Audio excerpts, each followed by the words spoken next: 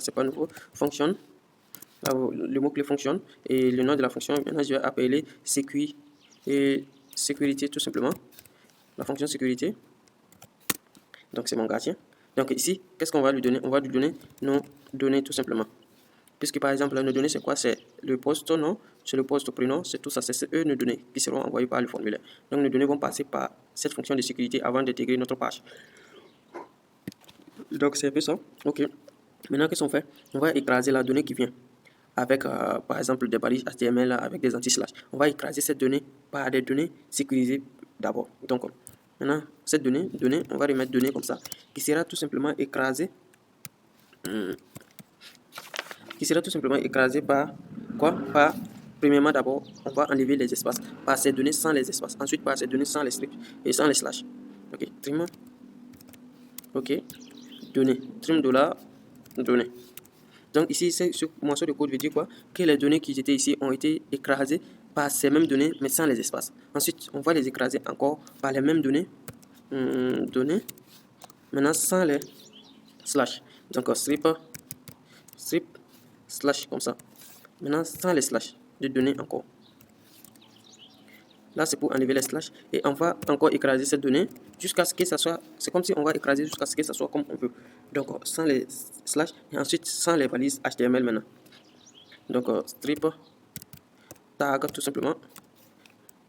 Maintenant, de données encore. Donc, là, c'est sans les balises HTML, tout simplement. Donc, on ne va plus utiliser puisqu'on a vu que HTML spécial chat, strip, slash et strip tag, c'est un peu la même chose, mais tout simplement l'autre il supprime les balises et l'autre il laisse les balises. Donc on va utiliser le cas où on supprime les balises et l'autre on n'aura plus besoin. Maintenant après ça, on va retourner tout simplement return et données. On va retourner nos différentes données tout simplement comme ça. Notre donnée qui est bien sécurisée maintenant et c'est bon. On enregistre. Et maintenant, pour appeler nos différentes fonctions, au lieu d'appliquer un à un comme ça à nos différentes fonctions, au lieu d'appliquer ces fonctions un à un à nos différentes fonctions, on peut mettre ici sécurité de ça, sécurité de ça et sécurité de ça tout simplement. Je concatène sécurité de ça tout simplement. Maintenant là, j'ai enlevé les trucs. Oh, ok, j'ai enlevé maintenant là.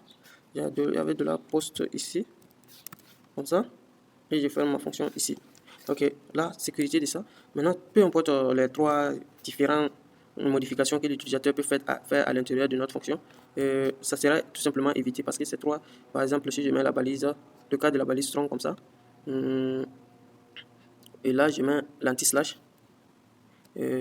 comme ça. Ok, pour l'anti-slash comme ça. J'exécute, je vois bien que mes balises strong ne sont pas là et mes anti-slash également ne sont pas là. Je peux faire la même chose pour les espaces également. Si je mets d'espace inutile comme ça, j'exécute et je vois bien que l'espace a été supprimé et l'anti-slash également a été supprimé. Donc c'est bon. Donc c'est un peu ça.